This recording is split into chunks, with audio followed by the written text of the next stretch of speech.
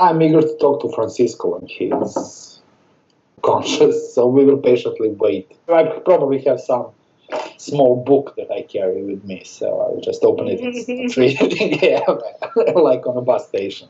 Francisco opens his eyes about 2 hours later, and he starts to yawn, but then his expression turns to pain because you can see that like the act of yawning is hurting his jaw. Yeah. Oh, poor guy. What are all of you doing here? Well, same as you. We are all suspect in a case. So. Did you also know 2 of the victims? No, we haven't, but some other things led us here. But we are curious about you. So, were those your friends? How did you know those? They were men, right? Well, both of them. Yeah.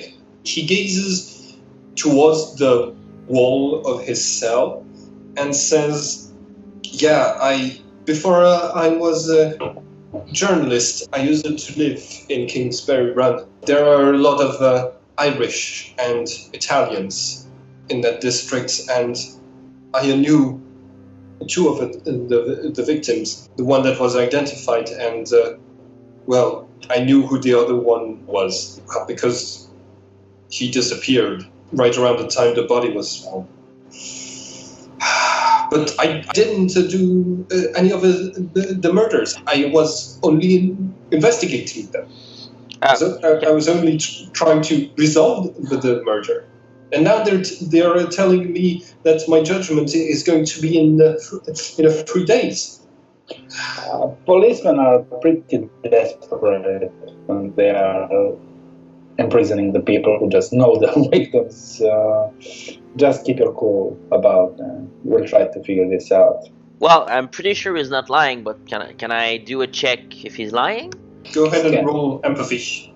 Scan him. Good. Scanning now. Stop rolling once. Nope, critical failure. Critical fail. Eric, you cracked the case. You know he's lying. He is the torso murderer. No, but seriously, what does my corrector think? You think he's lying to you. You think he might actually be a legitimate suspect that you didn't consider before. Okay. Oh, I'll have the choice to act according to it eventually, but not for now, as I am in cell with the others. Yeah, absolutely. I know Eric works a lot with the police, so there's a chance that your character might have made this critical fail because you believe the police are probably right, and they might have more elements that they're not telling you about why they arrested him. Sure, makes sense. Dulce says, I really wanted to try and help to solve this case, and now, because I published this article that was talking about the people who helped me, they are going to think that you have helped me, that we were cooperating. This is horrible. I am so sorry, my friends. We'll get out of it. Just rest. I think it's not the last beating you received. You have 3 days. Talking about the beating, who did you that? The cops who caught me, Obono, and the rest. Did you resist? They are going to say that I did, but not really. Obono, he looked very angry when he got to me. His breath also smelled like he was drunk. And you remember, Stefan, that the last time you saw Obono... Yeah, he was drinking in a pub, yeah. Right? He was drinking in a pub, and he had just been reprimanded by Elliot Ness for not having checked the alibi of Edward Sweeney. And he might have been very desperate to find a culprit after such a scene. Yeah. So tell me, Francisco, did you maybe stumble upon what was the regiment? 160th Infantry Regiment? Yeah. Does that ring the bell? No, I didn't think that the army was involved in all of this. Maybe it's not the army, maybe it's just... well, we just stumble upon the things, so we're not sure how it is important, actually. I am sorry. I need to rest a bit more, but if you are going to get out of this place soon, if you get out of this place earlier than me, could I ask you a favor? Yeah? Mrs. Ruffles, she has no one to take care of her. Yeah, just wanted to ask about the dog, yeah. Oh. If I give you my address and the keys to my home, can you at least give her a bit of food? No problem. She tried to stop the policeman from arresting me. She was very helpful this time, and that is why they thought that I was resisting. But they locked her up in my home, and if no one comes to feed her before my trial, she might die.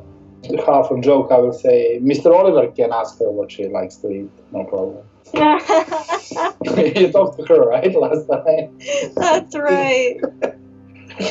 Chatted up with the dog. Oliver will say hi, yeah. No problem.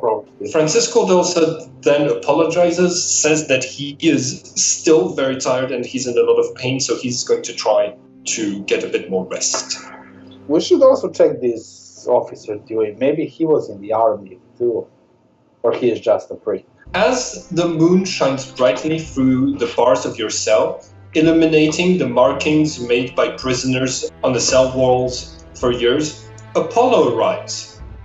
So, how is your investigation going? They ask. That's a true question. Just gonna show around. As you see, we are resting.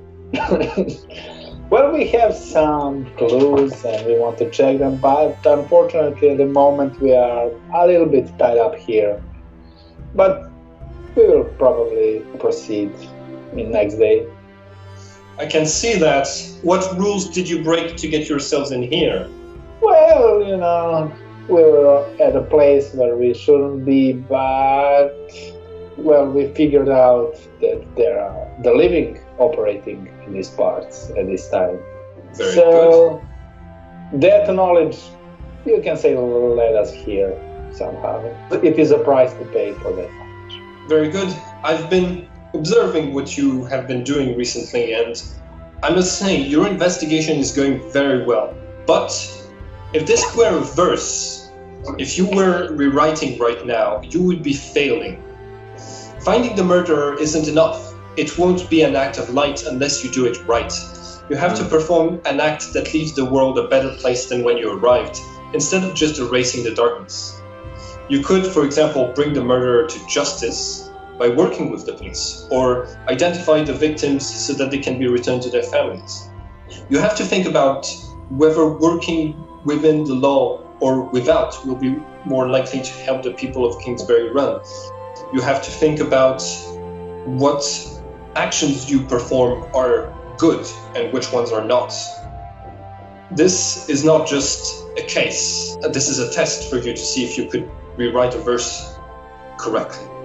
Told you we should just have watched him.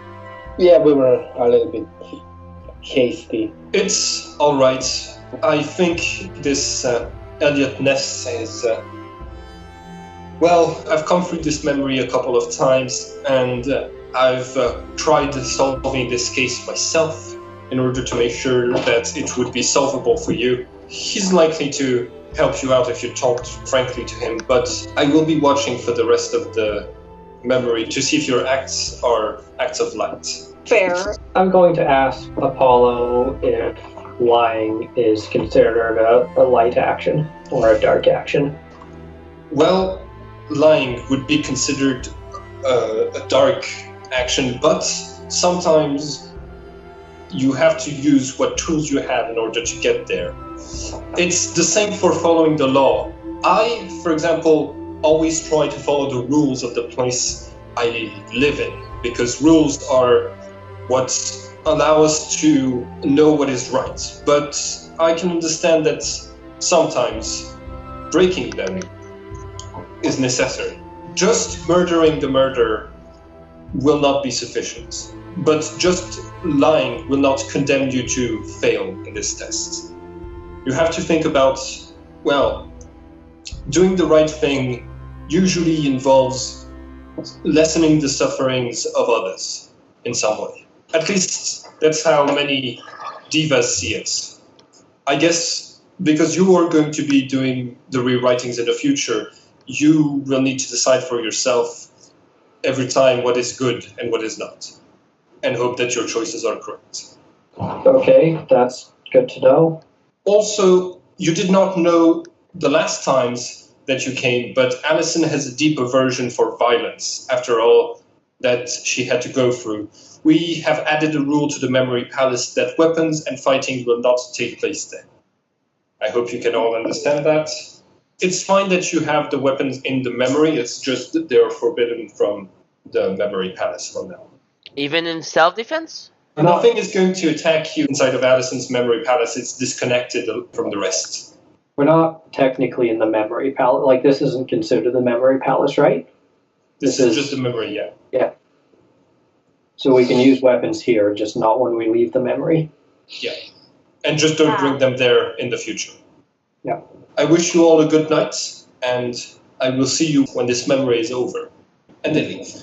Soon after, Elliot Ness arrives and says, all right, I talked to the judge, and I'm going to be releasing you so that you can talk to me a bit about this whole supernatural thing. But I'm staying with you for the rest of the investigation to make sure that you're not doing anything fishy.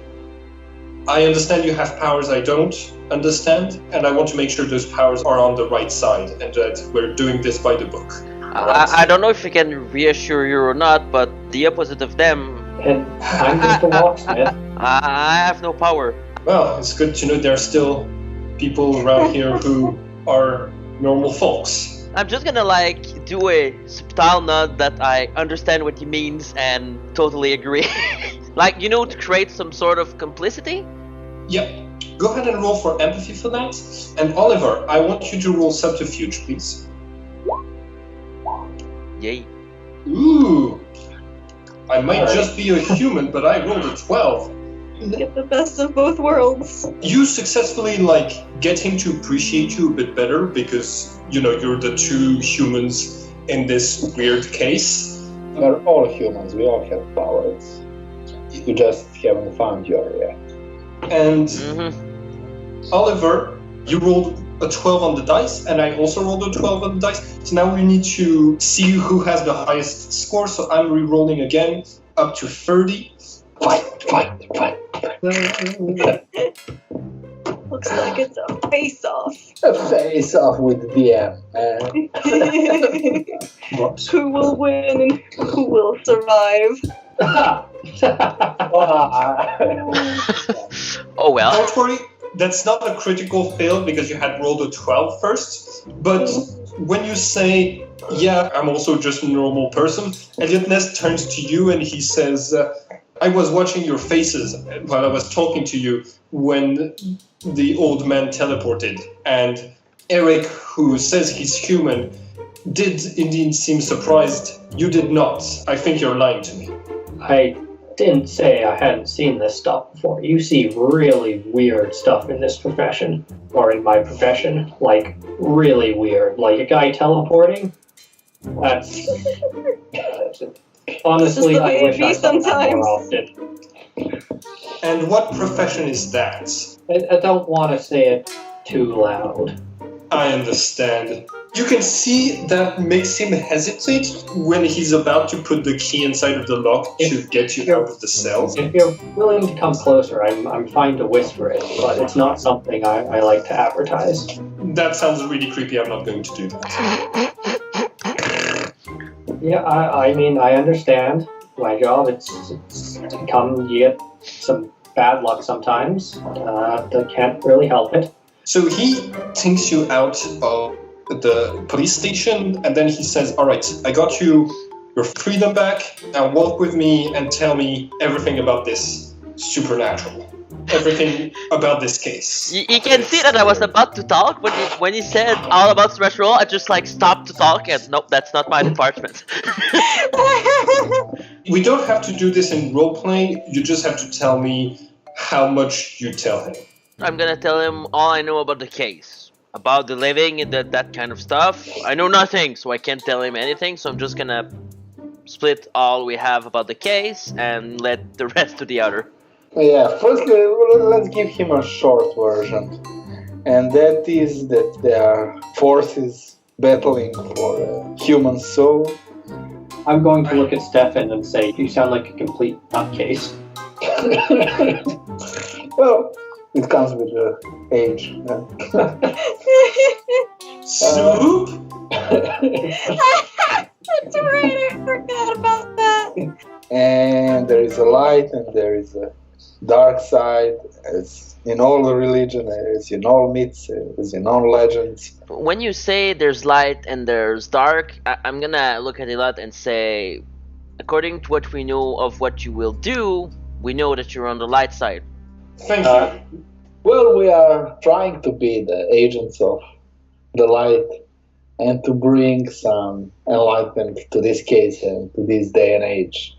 As you know, as we told you, our investigation led us to believe that there is a more sinister organization behind these murders. Maybe they are using the murders for something, maybe they are just covering up one of their members, we are not sure. But I will mention the nurse and I will mention the doctor and how they are connected. And basically that we found some evidence of symbolism in her house that points out that she's maybe a member of that dark cabal called the Living. That's basically all we know for now. As you walk the streets of Kingsbury Run, on the chill midnight air, you suddenly realize that the city is quiet like a tomb. Nothing makes a sound apart from your footsteps echoing against the walls of the grey houses around you. Fog from Lake Erie have seeped into the streets, lowering your visibility, and there's a shape coming towards you in the mist. A low, black shape that is silently but quickly approaching. Everybody make a vigilance check. Is it a human-like shape? No, it's shorter than that. Is it Mr. Raffles? Yay! Eric and Oliver, you both noticed the shape on time, so you won't have any penalties to your initiative roll.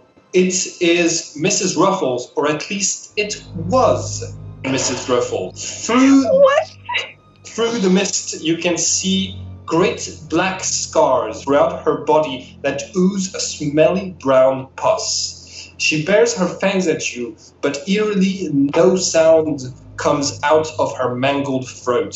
She pounces towards you and lands in your midst. Make an initiative check, that is reflexes under Capricorn. Both Philip and Stefan have a -3 because you failed your vigilance check. Man, I still did really good. Someone should probably check my dice roller, because that's like 3 12s in a row. I don't think that's supposed to happen. Wow. Did Mr. Ness gave me back my gun? I think he did give it back, but you have it holstered. Fair enough. Oh, I rolled a 1, so I'm the last to act anyways. If you rolled a 12 for reflexes, it's important that we know exactly what your score is, so roll another d12 and add it to your previous checks to know. The way initiative works is that you take your score and you divide it by 2. You don't round it up if it's a 0.5 or something. Just no rounding period. Yeah, no rounding period. Alright, so Oliver, you are the first to act. What do you do? Hi everyone, and thank you for watching this video.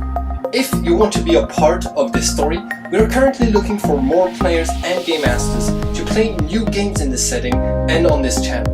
You can also be a part of the story by having your face added to the cast of characters. I draw all of the images for this game, and you can commission me to make you into an NPC. If you like the style and you want a drawing like that of yourself, or if you want to contribute to the project, you can contact me through the links in the description. Finally, if you want to keep up with all of the adventures on this channel, don't forget to subscribe and click the bell button so you can get a notification each time we upload the next episode of this story. And it would be very nice of you to like and share the video to help this channel grow. Have a nice day, everyone.